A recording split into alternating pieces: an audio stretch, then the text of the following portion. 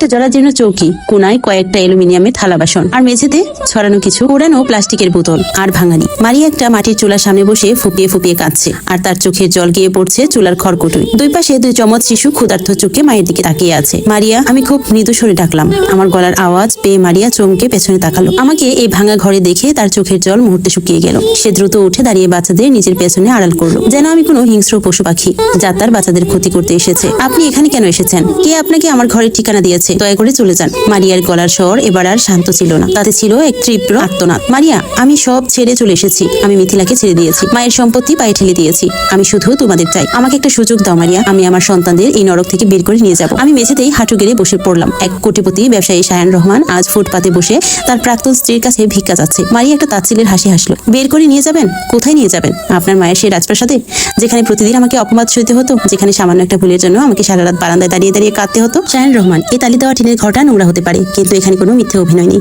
কোনো সম্পত্তির লোভ নেই। আমি ভুল করেছি মারিয়া, আমি স্বীকার করছি আমি পাপিষ্ঠ, কিন্তু ওরাই তো আমার সব। আমি বাচ্চাদের দিকে হাত বাড়াতেই মারিয়া তীব্র গলায় চিৎকার করে উঠলো। ওরা আপনার কেউ না। 4 বছর আগে যখন আপনার মা আমাকে বন্ধা বলে অপবাদ দিয়ে বাড়ি থেকে বের করে দিচ্ছিল, তখন আপনি চুপ ছিলেন। আমার বাবা সেই অপমান সইতে না পেরে হার্ট অ্যাটাক করে মারা গেলেন। তখন আপনি আসেননি। আমি যখন স্টেশনে এক ফোঁটা পানির জন্য কেঁদেছি, তখন আপনার মা আর আপনি এসি রুমে ঘুমাচ্ছিলেন। আজ কোন অধিকারে আপনি আমার বাচ্চাদের বাবা শাস্তি এসেছেন? মারিয়ার মুখ থেকে তার বাবার মৃত্যুর খবরটা শুনে আমার পুরো শরীর অবশ হয়ে গেল। মারিয়ার সৎ সাধারণ শিক্ষক বাবা আমার মায়ের চক্রান্ত আর আমার নীরবতায় আজ দুনিয়ায় নেই। অপরাধের বোঝাটা আমার ঘাড়ে এতটাই ভারী হয়ে উঠলো যে আমার মুখ দিয়ে আর কোনো কথা বেরোলো না। ঠিক তখনই বস্তির বাইরে একটা দামি গাড়ির হর্নের শব্দ শোনা গেল। হর্নটা অনবরত বেজেই চলছে। কিছুক্ষণের মধ্যেই ঘরের বাইরে ভারী জুতা আর চড়া গলার আওয়াজ পাওয়া গেল। পর্দা ঠেলে ভেতরে ঢুকলেন আমার মা, রাবিয়া চৌধুরী। ওনার পেছনে রাগে ফুঁসতে ফুঁসতে দাঁড়িয়ে আছে মিথিলা। আমার মা ঘরের চারপাশে নোংরা পরিবেশ দেখে নাক কুচকে আঁচল চাপা দিলেন। তারপর আমার দিকে তাকিয়ে কঠোর গলায় বললেন, শায়ান, এই নোংরা নর্দমায় বসে তুমি কি করছো? এই ভিখারির বাচ্চারাই নাকি তোমার রক্ত? মিথিলার কাছে সব শুনে আমি আর স্থির থাকতে পারলাম না। এখনই চলো আমার সাথে। মারিয়া আমার মায়ের দিকে তাকালো। তার চোখে আজ আর 4 বছর আগের সেই ভয় বা দয়া ভিক্ষার চাউনি ছিল না। সে সোজা হয়ে দাঁড়িয়ে বলল, আপনার ছেলেকে নিয়ে যান। বড় লোকানি সাহেব, আমারই পবিত্র ঘরে আপনাদের মতো অহংকারী মানুষের নিঃশ্বাস নিতেও কষ্ট হচ্ছে। মা মারিয়ার দিকে তড়িৎ চোখে তাকিয়ে বললেন, মুখ সামলে কথা বলো মারিয়া। তোমার মতো সস্তা মেয়ের চাল আমি ভালো করেই বুঝি। বাচ্চার টুপ ফেলে আমার ছেলের কোটি টাকার সম্পত্তি হাতানোর ফন্দি করছো, তাই না? এই নাও। ওনার ভ্যানিটি ব্যাগ থেকে একতারা 500 টাকার নোট বের করে মারিয়ার পায়ের কাছে ছুড়ে মারলেন। এই নাও 5 লাখ টাকা। আমার ছেলেকে আর আমার পরিবারকে মুক্তি দাও। আর কোনোদিন শায়ানের সামনে আসবে না। টাকাগুলো মেঝেতে ছড়িয়ে পড়লো। ঘরের ভেতরের বাতাস যেন মুহূর্তের মধ্যেই থমকে গেল। আমি মায়ের এই নিষ্ঠুরতা দেখে স্তব্ধ হয়ে রইলাম। কিন্তু মারিয়া যা করলো তা আমরা কেউ কল্পনাও করতে পারিনি। মারিয়া নিচু হয়ে টাকাগুলো কুড়ালো না। সে শান্ত পায়ে চুলার পাশ থেকে একটা জ্বলন্ত লাকড়ি তুলে নিল। তারপর তীব্র ঘৃণায় সেই জ্বলন্ত লাকড়িটা মায়ের ছুড়ে দেওয়া টাকার উপর চেপে ধরলো। চোখের পলকে কোটিপতির অহংকারের প্রতীক সেই নোটগুলো দাউ দাউ করে জ্বলতে শুরু করলো। মায়ের মুখ ফ্যাকাশে হয়ে গেল। মিথিলা ভয়ে এক পা পিছিয়ে গেল। মারিয়া জ্বলন্ত টাকার দিকে তাকিয়ে শান্ত কিন্তু বজ্রকণ্ঠে বলল, টাকা দিয়ে সব কেনা যায় না রাবিয়া চৌধুরী। 4 বছর আগে আপনার এই টাকা আমার সংসার পুড়েছিল। আজ আপনার টাকায় আপনার চোখের সামনে পড়লো। নিয়ে যান আপনার ছেলেকে, কিন্তু মনে রাখবেন, শায়ান রহমান যদি আজ এই ঘর থেকে বের হয়ে যায়, তবে ওনার জন্য এই পৃথিবীর সমস্ত দরজা চিরকালের জন্য বন্ধ হয়ে যাবে। মার আগে কাঁপতে কাঁপতে আমার হাত ধরে টানলেন। শায়ান, চলো। এই পাগলি মেয়ের সাথে থাকার কোনো প্রশ্নই ওঠে না। যদি আজ না চলো, তবে আজই আমার ত্যায্যপুত্র হবে তুমি। আমি একবার মায়ের দিকে তাকালাম, যেখানে শুধু অহংকার আর টাকা। আরেকবার তাকালাম মারিয়া আর আমার 2 নিষ্পাপ সন্তানের দিকে, যাদের চোখে আমার জন্য শুধু ঘৃণা আর এক বুক নীরব প্রশ্ন। আমার জীবনের চূড়ান্ত সিদ্ধান্তের মুহূর্তটি চলে এসেছে। মায়ের কোটি টাকার সম্পত্তি নাকি এই জ্বলন্ত অগ্নিকুণ্ডের মাঝে দাঁড়িয়ে থাকা আমার পরিবার। মায়ের টানা হাতের সেই শক্ত বাঁধন আর মারিয়ার চোখের জ্বলন্ত অগ্নিকুণ্ড, এই দুয়ের মাঝে দাঁড়িয়ে আমার মনে হলো, আজ যদি আমি এক পাও পিছিয়ে যাই, তবে আমার ভেতরের মানুষটা চিরতরে মরে যাবে। টাকা আর সম্পত্তির লোভে 4 বছর আগে একবার নিজেকে বিক্রি করেছিলাম, যার মাসুল আজ একটা ভাঙা টিনের ঘরে আমার 2 নিষ্পাপ সন্তান আর তাদের মায়ের চোখের জল দিয়ে শোধ হচ্ছে। না, আর না। আমি ধীরে ধীরে মায়ের হাত থেকে নিজের কবজিটা ছাড়িয়ে নিলাম। আমার এই আকস্মিক আচরণে মা যেন আকাশ থেকে পড়লেন। শায়ান, কি করছো তুমি? আমার হাত সরিয়ে দিলে। মায়ের গলা কাঁপছিল, তবে তা স্নেহে নয়, চরম অহংকারে আঘাত লাগার ক্ষোভে। আমি মায়ের দিকে তাকিয়ে শান্ত কিন্তু অসম্ভব দৃঢ় গলায় বললাম, মা, তোমার এই কোটি টাকার সম্পত্তি, এই বিলাসবহুল গাড়ি বাড়ি, আজ থেকে সব তোমার। 4 বছর আগে তোমার ত্যায্যপুত্র হওয়ার ভয়ে আমি নিজের বিবেক বন্ধক রেখেছিলাম, কিন্তু আজ আমি আমার রক্তকে চিড়ে ফেলেছি মা। এই তালি দেওয়া টিনের ঘরে যে 2 বাচ্চা দাঁড়িয়ে আছে, ওরা কোনো ভিখারির বাচ্চা নয়, ওরা শায়ান রহমানের সন্তান। আজ আমি তোমার ওই পাপের টাকা আর অহংকারকে ত্যায্য করলাম মা। শায়ান, তুমি একটা অকৃতজ্ঞ ছেলে।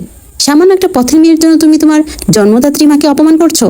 মনে রেখো, এই রাবিয়া চৌধুরীর অবাধ্য হয়ে এই শহরে কেউ মাথা উঁচু করে বাঁচতে পারেনি, তুমিও পারবে না। রাস্তায় রাস্তায় না খেয়ে মরবে তুমি। মার আগে কাঁপতে কাঁপতে চিৎকার করে উঠলেন। পাশে দাঁড়িয়ে থাকা মিথিলা এতক্ষণ টাকার আগুন আর আমার রূপ দেখে স্তম্ভিত হয়েছিল। সে এবার মায়ের হাত ধরে বলল, আন্টি, ওনাকে বলতে দিন। ওনার মতো একটা পাগল মানুষের সাথে সংসার করার কোনো ইচ্ছা আমারও নেই। চলেন আন্টি। মা আর এক মুহূর্তও দাঁড়ালেন না। মারিয়ার পড়তে থাকা টাকার ছাইয়ের দিকে এক নজরে তীব্র ঘৃণায় তাকিয়ে মিথিলাকে নিয়ে হন হন করে ঘর থেকে বের হয়ে গেলেন। বাইরে ওনার দামি গাড়ির স্টার্ট নেওয়ার শব্দ আর চাকার কর্কশ আওয়াজ ধীরে ধীরে মিলিয়ে গেল। ঘরটা আবার স্তব্ধ হয়ে গেল। শুধু মাটির চুলার ধোঁয়া আর পুরা নোটের গন্ধ বাতাসে ভাসছিল। আমি মারিয়ার দিকে তাকালাম। মারিয়া তখনও সেই জ্বলন্ত লাকড়িটা হাতে নিয়ে মূর্তির মতো দাঁড়িয়ে আছে। তার ফর্সা কপাল বেয়ে ঘাম আর চোখের জল মিশে এক হয়ে যাচ্ছে। আমি এক কদম এগিয়ে ওর হাত থেকে লাকড়িটা আলতো করে কেড়ে নিয়ে মেঝেতে নামিয়ে রাখলাম। মারিয়া, আমার কণ্ঠস্বর অপরাধ বোধে বুঝে আসছিল। মারিয়া আমার দিকে তাকালো। তার চোখের সেই রাগটা যেন নিভে গিয়ে এখন এক মহাসমুদ্রের মতো ক্লান্তি আর শূন্যতায় রূপ নিয়েছে। সে ধপ করে মেঝের উপর বসে পড়ল। দুই যমজ বাচ্চা মায়ের এই অবস্থা দেখে ভয় পেয়ে ওর গলা জড়িয়ে ধরে কাঁদতে শুরু করলো। মা, ও মা, কাঁদো কেন? খিদে পাইছে মা। বাচ্চা দুটোর খিদে পাইছে। আকুতি শুনে আমার কলিজাটা যেন কেউ টেনে ছিঁড়ে ফেললো। আমি আর নিজেকে সামলাতে পারলাম না। হাঁটু গেড়ে ওদের সামনে বসে পড়লাম। পকেট থেকে আমার দামি ওয়ালেট, ক্রেডিট কার্ড সব বের করে ছুঁড়ে ফেলে দিলাম। এই প্লাস্টিকের টুকরোগুলো তো এই মুহূর্তে আমার সন্তানদের এক মুঠো অন্ন এনে দিতে পারবে না। মারিয়া, আমি জানি আমি ক্ষমা পাওয়ার যোগ্য নই। তোমার বাবার মৃত্যুর জন্য, তোমাদের এই অবস্থার জন্য আজকে আমিই দায়ী। আমি তোমাকে জোর করব না আমাকে মেনে নেওয়ার জন্য, কিন্তু প্লিজ এই বাচ্চাদের উপর অন্যায় করো না। আমাকে ওদের জন্য একটু খাটতে দাও। আমি আজই কাজ খুঁজবো। শায়ান রহমান কর্পোরেট অফিস চালাতে পারলে সন্তানদের মুখে অন্ন তুলে দেওয়ার জন্য কুলি মজুরের কাজও করতে পারবে। আমার চোখ দিয়ে তখন অবিরল ধারায় জল নামছিল। মারিয়া বাচ্চাদের বুকে জড়িয়ে ধরে মাথা নিচু করে রইল। অনেকক্ষণ পর সে তার ভাঙা গলায় বলল, 4টি বছর শায়ান, 4টি বছর আমি কিভাবে কাটিয়েছি আপনি তার এক কণাও কল্পনা করতে পারবেন না। বাবা যখন মারা গেলেন তখন আমার গর্ভে এই দুটো প্রাণ। বাড়িওয়ালা আমাদের বের করে দিয়েছিল। একটা সস্তা কাপড়ের কারখানায় কাজ নিয়েছিলাম, কিন্তু যমজ বাচ্চা পেটে নিয়ে যখন আর দাঁড়িয়ে থাকতে পারতাম না, মালিক তাড়িয়ে দিল। স্টেশনের প্ল্যাটফর্মে শুয়ে যখন যন্ত্রণায় চিৎকার করেছি, তখন একটা চেনামুখকে খুব ডেকেছিলাম। কেউ আসেনি। মারিয়ার প্রতিটা শব্দ আমার বুকে এক একটা তীরের মতো বিচ্ছিল। সে চোখের জল মুছে আমার দিকে সরাসরি তাকিয়ে বলল, আজ আপনি সব ছেড়ে এসেছেন কার জন্য? অনুশোচনার জন্য নাকি দয়া দেখানোর জন্য? আমার দয়ার প্রয়োজন নেই। দয়া নয় মারিয়া, অধিকার। বাবা হিসাবে প্রায়শ্চিত্ত করার অধিকার। আমি কাঁপানো হাত বাড়িয়ে এবার ছোট ছেলেটার গালটা একটু ছুঁয়ে দিলাম। ছেলেটা ভয় পেয়ে মারিয়ার আঁচলে মুখ লুকালো। আমার নিজের সন্তান আমাকে দেখে ভয় পাচ্ছে। এর চেয়ে বড় শাস্তি একজন বাবার জন্য আর কি হতে পারে? আমি উঠে দাঁড়ালাম। চোখের জল মুছে বললাম, আমি আজই এই বস্তির পাশে একটা ছোট ঘর ভাড়া নেব। তোমরা এই নরকে আর থাকবে না। আমার মায়ের দেওয়া কোনো টাকা আমি ছুবো না। আমার নিজের জমানো যেটুকু পার্সোনাল অ্যাকাউন্ট আছে তা দিয়ে তোমাদের একটা ভদ্র জায়গায় নিয়ে যাব। তারপর নতুন করে শূন্য থেকে লড়াই শুরু করব। তুমি আমাকে ক্ষমা না করলেও আমি তোমাদের ছায়া হয়ে পাশে থাকবো। কথাটা বলে আমি ঘর থেকে বের হওয়ার জন্য পা বাড়ালাম। ঠিক তখনই পেছন থেকে একটা দুর্বল কণ্ঠ ভেসে এলো, বাবা। আমি চমকে পেছনে তাকালাম। মারিয়ার কোল থেকে অন্য ছোট শিশুটি আমার দিকে বড় বড় চোখ করে তাকিয়ে আছে। সে হয়তো মারিয়া আর আমার কথোপকথন থেকে বাবা শব্দটা চিনে নিয়েছে। আমার পুরো পৃথিবী যেন এক মুহূর্তে উলটপালট হয়ে গেল। 4 বছরের সমস্ত দুঃখ, কষ্ট, অহংকার আর লোভ ওই একটা ছোট্ট শব্দের কাছে নতজান হয়ে গেল। আমি আবার দরজার কাছে ফিরে এলাম, বুক ভরা এক তীব্র আকুতি নিয়ে। কিন্তু মারিয়া কি শায়ানকে এত সহজে ক্ষমা করতে পারবে? রাবিয়া চৌধুরী আর মিথিলা কি শায়ানকে এভাবে শান্তিতে বাঁচতে দেবে? নাকি শুরু হবে এক নতুন চক্রান্ত? বাবা, ছোট্ট ঠোঁট দুটো থেকে নিঃসৃত হওয়া এই একটা শব্দ যেন তীব্র এক বজ্রপাতের মতো আমার সমস্ত অস্তিত্বকে কাঁপিয়ে দিল। 4 বছর ধরে যে বুকে শুধু কর্পোরেট ফাইলের হিসাব আর মায়ের অহংকারের চাবুক চলেছে, সেখানে আজ এক নিমিষেই এক মহাসমুদ্রের জোয়ার চলে এলো। আমি দরজার চৌকাঠ থেকে ঘুরে তাকালাম। আমার চোখ দুটো তখন আর আমার নিয়ন্ত্রণে নেই। বাঁধ ভাঙা জলের মতো অশ্রু গড়িয়ে পড়ছে। আমি আবার হাঁটু গেড়ে বসলাম মেঝের উপর। 2 হাত বাড়িয়ে দিলাম সেই ছোট্ট সোনার দিকে।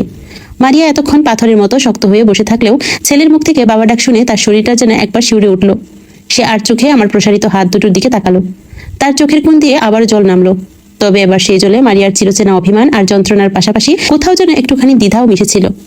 মারিয়া এবার আর সন্তানকে টেনে নিল না, বরং তার বাঁধনটা একটু আলগা হলো। ছোট ছেলেটা মায়ের কোল ছেড়ে গুটি গুটি পায়ে আমার দিকে এগিয়ে এলো। তার ধুলোমাখা ছোট্ট হাত দুটো যখন আমার অশ্রুসিক্ত গালে স্পর্শ করলো, আমার মনে হলো আজ আমি পৃথিবীর সবচেয়ে ধনী মানুষ। আমি তাকে শক্ত করে বুকে জড়িয়ে ধরলাম। 4 বছরের চড়া দামে কেনা শূন্যতা এক মুহূর্তেই পূর্ণতায় রূপ নিল। আমায় মাফ করে দিস বাবা, আমায় মাফ করে দিস। বাচ্চার কাঁধে মুখ গুজে আমি ফুপিয়ে কেঁদে উঠলাম। অন্য ছেলেটাও তখন বড় বড় চোখে আমাদের দেখছিল। সেও এবার গুটি গুটি পায়ে এসে আমার পিঠের উপর ছোট হাতটা রাখলো। 2 সন্তানকে বুকে জড়িয়ে ধরে আমি বুঝতে পারলাম রাবিয়া চৌধুরীর কোটি টাকার রাজপ্রাসাদও এই সুখের কাছে কতখানি তুচ্ছ, কতখানি কাঙাল।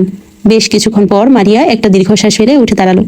তার গলার স্বর এখনো ভারী, কিন্তু আগের মতো ধারালো নয়। বাচ্চাদের কান্না থামান, ওদের পেট খালি, কান্না করলে খিদা আরো বাড়বে। আমি তাড়াহুড়ো করে চোখ মুছলাম, পকেট থেকে ফেলে দেওয়া ওয়ালেটটা কুড়িয়ে নিলাম।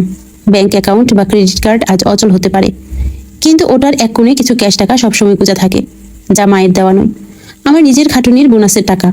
আমি তখনই উঠে দাঁড়িয়ে বললাম, আমি আমি এখনই ওদের জন্য খাবার নিয়ে আসছি। মারিয়া, তুমিও তো সকাল থেকে কিচ্ছু খাওনি। আমি সবার জন্য খাবার নিয়ে আসছি। আমি আর এক মুহূর্তও দাঁড়ালাম না।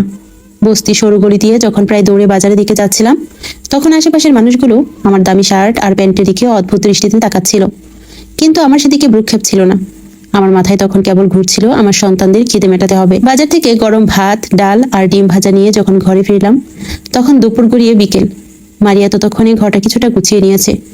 মেঝেতে একটা ছেঁড়া মাদুর পাতা। আমি খাবারগুলো রাখতেই দুই ভাই খিদের চোটে এক প্রকার ঝাঁপিয়ে পড়লো। মারিয়া ওদের মুখে লোকমা তুলে দিতে দিতে আমার দিকে তাকালো। আপনি খাবেন না? মারিয়ার গলায় কোনো কৃত্রিমতা ছিল না, ছিল এক অদ্ভুত উদাসীনতা। ওরা খাক, তুমি খাও, তারপর যদি বাঁচে আমি খাবো, না বাঁচলেও ক্ষতি নেই। ওদের খাওয়া দেখলেই আমার পেট ভরে যাবে। আমি মলিন হেসে বললাম। মারিয়া আর কিছু বলল না। বাচ্চাদের খাওয়ানো শেষ করে সে নিজেও দুটো মুখে দিল। 4 বছর পর আমরা এক ছাদের নিচে এক ঘরে বসে খাচ্ছি। ভাবতেই আমার বুকটা হালকা হয়ে আসছিল।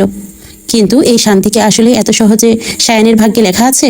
ঠিক তখনই বস্তির বাইরে একটা কালো রঙের বিলাসবহুল গাড়ি এসে থামার শব্দ হলো। বস্তির ভাঙা জানালা দিয়ে উকি দিতেই আমার বুকটা মোচড় দিয়ে উঠল।